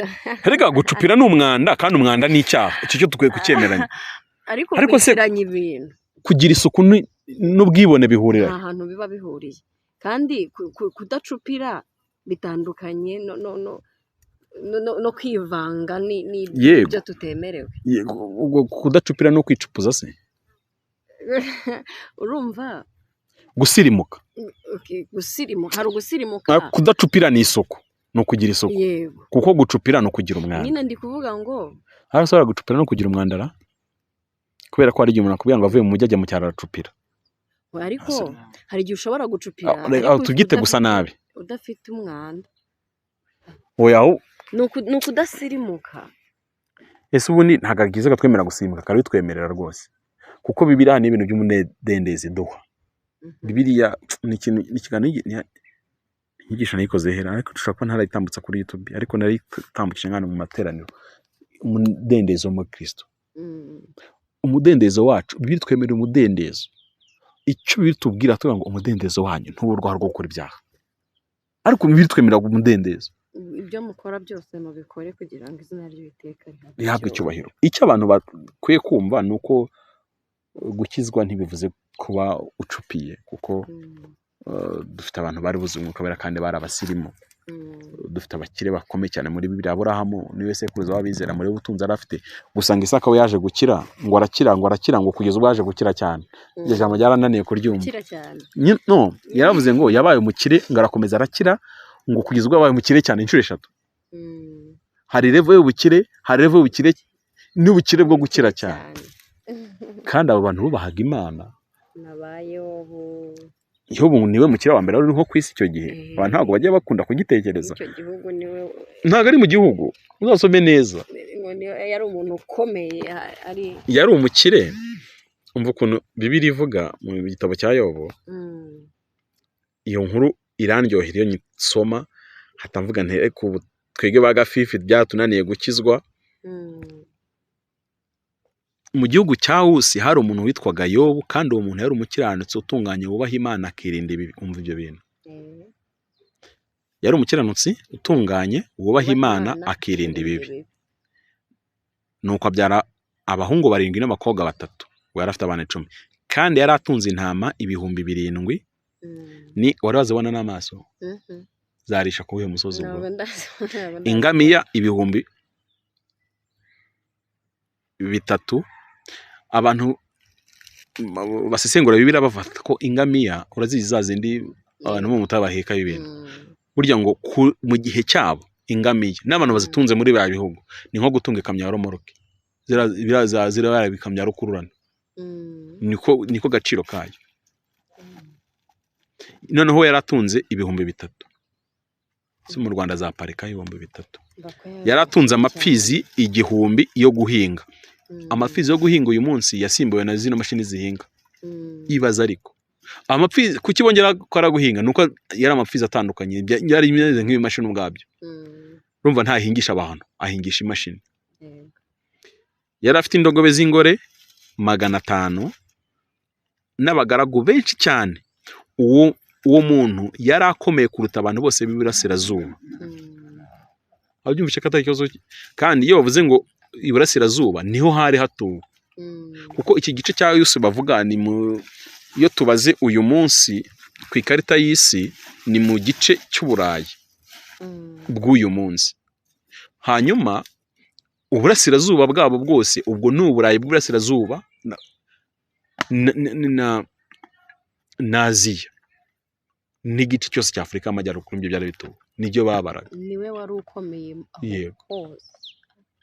Amerika rega ntago zabagaho, kandi ntibimubuze kubaha Imana no kwirinda ibibi, kuba umukiranutsi, kuba intungane, kuba yubaha Imana no kuba yirinda ibibi. Uyu munsi ibintu byinshi turabigira, ariko aka kantu ko kwirinda ibibi akenshi usanga ariko twabyishoyemo ugata ariko so hari icyo bitwaye atari ko ndebe. Ibi ni ibintu dukwiye kwitondera abakristo tujya mu ijuru, kuko ntabwo urugendo dukora ari nk'urwo rwa hano mu isi. Imana ifite uko ibona ibintu kandi ishaka ko kwibibona ariko tubibona. Aha niho habamo ikibazo mu bukristo. Imana ishaka ko uko yita ikintu ariko ukwiye kucyita. Niba ivuga ngo Jerime Pamfili ni intumbi, ntabwo ukwiye kumva ko Pamfili ari umugabo wakarize. Kumufata gutyo ni intumbi. Icyo nicyo kitunanira rero. Hanyuma ikibazo gikomeye ari igihe usanga izo ntumbi zikiza cyane.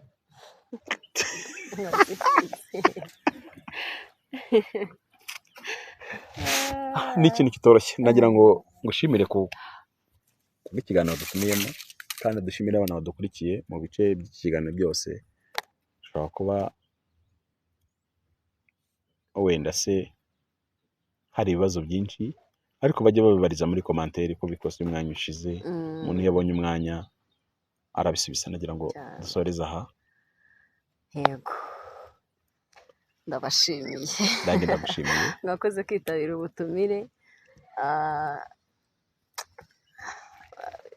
Bibiliya iyo urambuye niho uhita ubona ngo abantu bo muri iki gihe bakeneye ijambo ry'Imana, ariko urabibona nawe ko abantu bo muri iyi minsi dukeneye ijambo ry'Imana koko.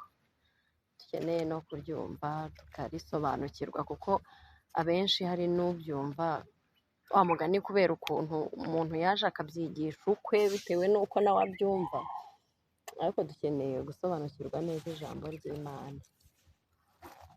reka dusoze dusenga duhinira ahangaha naho ubwo naho ubutaha imana nitugezayo kuko n'ubu impanda ivuze numva nakwishima si uko ntafite imishinga hano mu isi hari igihe tuvuga ibintu umuntu ataha atashaka nuko ntacyo homba mu isi ubundi ntacyo nayizanyemo nta n'icyo nzayivanamo ikimenyimenyi umunsi napfuye ntacyo akora abonye basiga umuntu bamupfa agasoni akamwambika kositimu akajyana ariko ntabwo bamanukana ngo bagerane ntekereza ko biguma iriya kositimu iguma hariya nako bakayigira dukwiriye guhora twifuza nigeze mbaza umudamu nako n'umukobwa arakuze cyane ari mu myaka 50 n'ingahe ntabwo yigeze ashaka kubera kwiyegurira Imana kandi umukristo muri ADPR umunsi umwe yarapfuye arazuka kandi apfa ibintu byose byavuganye n'Imana n'iki naramubaje none se umunsi upfa ntabwo wari ufite ubwoba cyangwa ngo ugire n'agahinda ngo ubabare n'ibyo usize mu isi ugiye utabyaye nta mugabo ntaki yambaje ikibazo kimwe kikijyana n'abantu bagikurikiye bazabyibuka kandi ati pamfi wa munsi w'ubukwe bwawe ko ntigeze mbonorera hano ari kurizwa n'ikisi kandi nyine umugore nari ncegeye imyaka n'imyaniko mubonye arambwira ati nanjye nuko numvaga ameze numvaga nsanze umukunzi wanjye Mana mu izina rya Yesu turagushimiye wakoze kuduha uburyo n'aya mahirwe kugira ngo tugukorere wakoze kandi kubana natwe muri iki kiganiro tugusabye umugisha kandi umurimo wacu turawukoze Paulo niwe wabwiye abakorera intwara babwira ngo yaba njyewe yaba Petero yaba Apolo icyo twakoze umwe yarabibye undi araza arabagara undi araza aruhira ariko Kristo niwe uzimeza natwe tubibye ijambo ryawe ndakwinginze uzimeze kandi unazikuze mbisabye Imana mu izina rya Yesu amen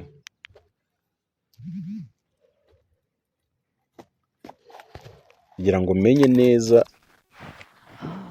kuko mu maso y'Imana umuntu utari muri Kristo Yesu wese ni intumbi igenda niyo mpamvu Bibiliya ivuga ngo mwese mwari mupfuye